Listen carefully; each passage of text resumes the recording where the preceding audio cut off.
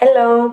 Μιας και είμαι σήμερα στο πατρικό μου, σκέφτηκα να κάνω ένα βίντεο στο οποίο θα σας δείξω τα all-time favorite βιβλία μου που έχω διαβάσει μέχρι τώρα τουλάχιστον. Όπως βλέπετε εδώ είναι όλα τα βιβλία μου, γι' αυτό και βρήκα αυτή την ευκαιρία να κάνω αυτό το βίντεο και είμαι πάρα πολύ excited να σας πω τις απόψεις μου και να μιλήσω για τα βιβλία μου.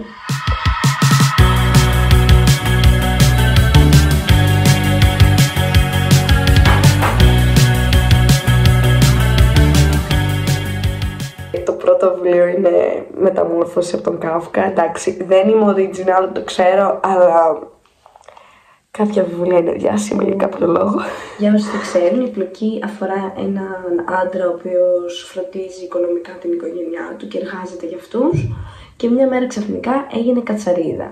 Δεν θέλω να πω παραπάνω, γιατί προφανώς το point δεν είναι το ότι έγινε κατσαρίδα, όλα αυτά είναι μεταφορά και το βιβλίο είναι γεμάτο με μικρές και μεγάλες μεταφορές, οπότε το διαβάσαμε σε 2 μέρες. Συνήθως κλασική λογοτεχνία είναι πιο δύσκολο να διαβάσεις, αυτό δεν ήτανε, αυτό ήταν υπέροχο. Κάτι που ήταν δύσκολο να διαβάσω, πάρα πολύ, αλλά θα είναι από τις αγάπες μου, είναι το The Bell Jar. Πάλι κλασική λογοτεχνία από τη Σίλβια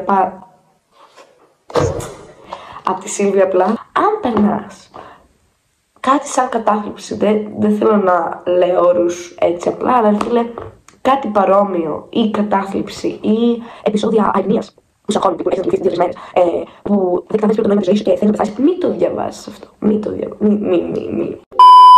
Ξεκίνησα να διαβάζω αυτό το βιβλίο όταν έδινα πανελλήνιες.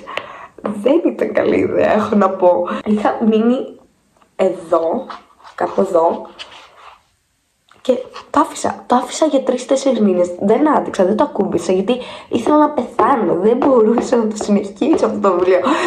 Δεν μπορούσα.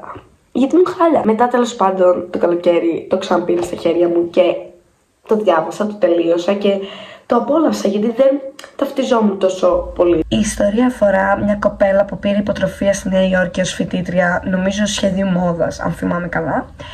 Και κατά τη διάρκεια της φοιτησής της περνάει πολλά επεισόδια από κατάθλιψη και επεισόδια υπνοίας και γενικώς διάφορα mental health issues. Και γιατί χαμογελάω, λες γίνει κάτι καλό, wow. Τέλος πάντων, ναι, περνούσε πάρα πολύ δύσκολο αυτός ο χαρακτήρας και συγκεκριμένα συγγραφέας ήθελε να δείξει με αυτό το χαρακτήρα πώς περνάει η ίδια. Έχει βάλει πολλές ομοιότητες της προσωπικότητάς της, όπως και το ότι γράφει βιβλία, τα δικά της προβλήματα με το γάμο και ούτε καθεξής. Δεν θα μπω σε λεπτομέρειες γιατί θα χαλάσει το concept. Είναι πολύ βαθύ βιβλίο και είναι πολύ έντονο ψυχολογικά, οπότε πιστεύω, όπως είπα εξ αρχής, δεν είναι για άτομα που περνάνε δύσκολα. Το τρίτο βιβλίο δεν είναι ακριβώς βιβλίο, είναι διαδραστικό και έχω να πω ότι είναι μια αγάπη ξεχωριστή, επειδή έχει ένα κόνσεπτ. Σίγουρα υπάρχουν πολύ καλύτερα διαδραστικά βιβλία από αυτό, σίγουρα, είμαι σίγουρη, αλλά επειδή είναι οι συγκεκριμένοι χαρακτήρες, θα είναι μια αγάπη για πάντα. Νομίζω δεν το περίμενε κανένας. Είναι ένα διαδραστικό βιβλίο με το Λακάσα. Στην ουσία είσαι ξάδελφος του προφεσόρ, φίλος του προφεσόρ, κάτι τέτοιο, και βοηθάς στην πρώτη ληστεία. Υπάρχει και δεύτερο που βοηθάς στη δεύτερη ληστεία. Αυτό, παιδιά, ήταν one of the kind experience. Τύπου το τελείωσα σε μια μέρα, μες στη χαρά. Γιατί αυτή η σειρά είναι για μένα comfort σειρά. Φάση την έχω στην καρδιά μου full. Και ίσως επειδή λατρεύω πάρα πολύ τους χαρακτήρες, λατρεύω αυτό το βιβλίο, γιατί το ίδιο το διαδραστικό δεν ήταν κάτι, η γρήφη ήταν πάρα πολύ εύκολη. Έχει φάση γράμματα που μιλάς με τον προφεσόρ και σου λέει τι να κάνεις, και μετά έχει κάτι ασκήσεις. Σου δίνει και επιπλέον χαρτιά που πρέπει κάτι στοιχεία και καλά, κάτι τέτοιο. Μετά πρέπει να γράψεις το κωδικό και αν δεν βρεις το κωδικό δεν μπορείς να το συνεχίσεις, γιατί είναι ανακατεμένες σελίδες. Δηλαδή εδώ πέρα λέει 86, οπότε πρέπει να πας στην 86 σελίδα για να συνεχίσεις. Αν συνεχίσεις από εδώ δεν θα βάλει νόημα.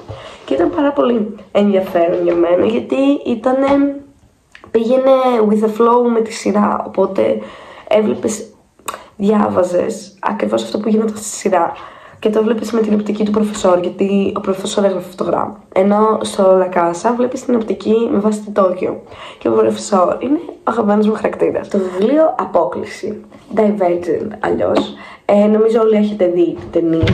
Αν δεν έχετε διαβάσει το βιβλίο, έχετε δει σίγουρα όλη την ταινία. Το συγκεκριμένο βιβλίο πήρε πολύ hate, γιατί και καλά το world building δεν ήταν πολύ καλογραμμένο, οι χαρακτήρες δεν ήταν τόσο καλογραμμένοι. Εγώ δεν είδα κάτι τέτοιο. Νιώθω ότι επειδή είναι ευκολοδιάβαστο και έχει πολύ απλό λεξιλόγιο, το έχουν κράξει χωρίς λόγο. Πριν συνεχίσω, θέλω να δώσω μια έμφαση στο ότι δεν έχω βάλει κανένα βιβλίο Harry Potter σε αυτό το βίντεο. Όχι γιατί δεν έχω αγαπημένο.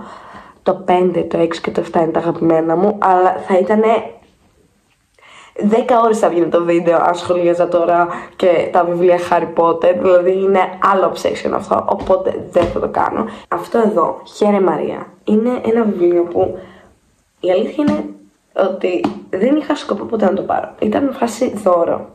Ήταν δώρο από μια κοπέλα. Δεν θα πω τίποτα για το story, γιατί δεν είμαστε ακόμα σε αυτό το level. Σε αυτό το YouTube κανάλι, δεν είμαστε ακόμα τόσο κοντά.